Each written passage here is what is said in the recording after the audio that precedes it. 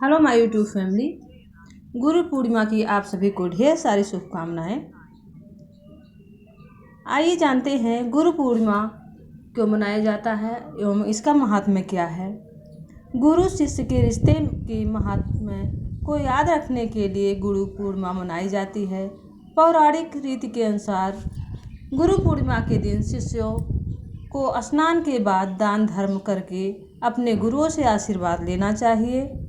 हम सभी के जीवन में गुरु का खास महत्व होता है। गुरु हमें अज्ञानता के अंधकार से ज्ञान की प्रकाश की ओर हमारा ले जाने में हमारा मार्गदर्शन करते हैं। हमें अज्ञानता से दूर करके प्रकाश देकर उसे मोक्ष के द्वार तक पहुंचाने का कार्य सिर्फ गुरु ही कर सकते हैं।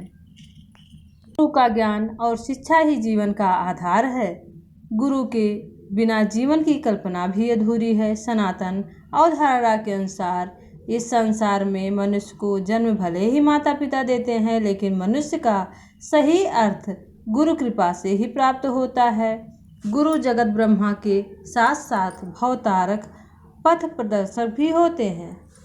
केवल एक गुरु शिष्य सिद्ध पुरुष जो ईश्वर को जानता है, दूसरों को सही ढंग से ईश्वर के बारे में शिक्षा दे सकता है।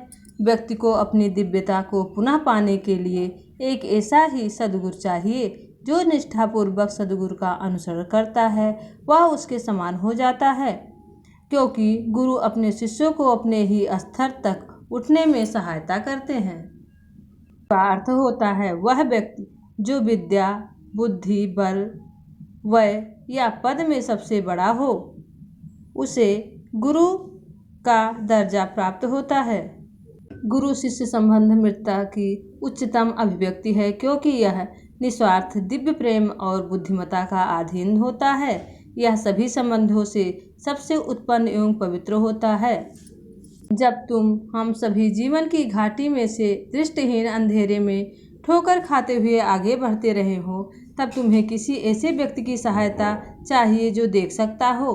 तुम्हें एक गुरु की आवश्यकता होती है। संसार में फैली हुई अव्यवस्था से बाहर आने के लिए प्रबुद्ध व्यक्ति का अनुसरण ही केवल एक रास्ता है। अपने गुरु को मिलने से पहले मैंने कभी भी सच्ची प्रसन्नता और स्वतंत्रता को नहीं पाया था। मेरे गुरु मुझसे आध्यात्मिक और तौर पर रुचि रखते हैं और मेरा मार्गदर्शन बहुत ही अच्छे ढंग से और कर पाने में समर्थ भी हैं। अपने हृदय में ईश्वर को निरंतर पुकारो। जब आप ईश्वर को यह विश्वास दिला देते हैं कि आप केवल उनके लिए लालायित हैं, तो वह आपके पास आपके गुरु को भेजते हैं, जो आपको सिखाता है कि ईश्वर कैसे जाना जाए। केवल वही जो ईश्वर को जानता है, दूसरों को भी उसे जानना सिखा सकता है।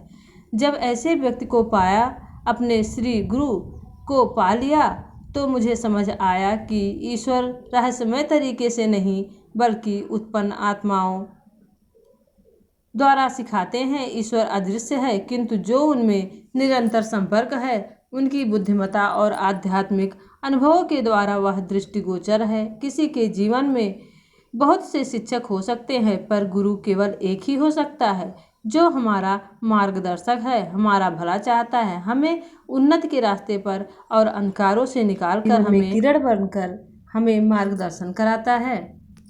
जिसे ईश्वर साक्षात्कार प्राप्त है और जिसे स्वयं ईश्वर ने आत्माओं को मुक्त करने का आदेश दिया, केवल वही गुरु है। केवल मैं गुरु हूँ यह सोचकर कोई गुरु नहीं बन सकता। ईश्वर द्वारा निर्देशित होता है। जब उन्होंने कहा, जिस परमपिता ने मुझे भेजा है उसके लाए बिना कोई मनुष्य मेरे पास नहीं आ सकता, और आप ऐसे ही मेरे गुरु हैं। गुरु कहीं से बनकर ही नहीं आते।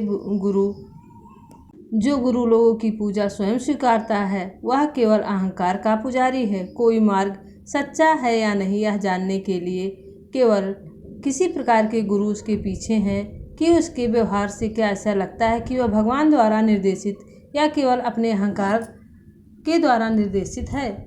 जो गुरु ईश्वर प्राप्त नहीं है, ईश्वर का साम्राज्य नहीं दिखा सकता, चाहे उसके कितने भी अनुयायी हों। सभी चर्चों मंदिरों में अच्छा कार्य किया, परंतु धार्मिक अंधविश्वासों मनुष्य को आध्यात्मिक रूप से अज्ञानी व प्रभावहीन बनाता है वह सच्चा गुरु नहीं कहलाता है। गुरु और शिष्य के बीच की मित्रता शाश्वत होती है। जब कोई शिष्य गुरु के परीक्षण को स्वीकार कर लेता है तो उसमें पूर्ण समर्पण होता है, कोई बाध्यता नहीं होती है। गुरु हमारे लिए सारी बातों के मूल यह है कि गुरु हमारे लिए वह मार्गदर्शन है जो हमें अंधेरों की ओर से निकालकर रोशनी की किरण दिखाता है।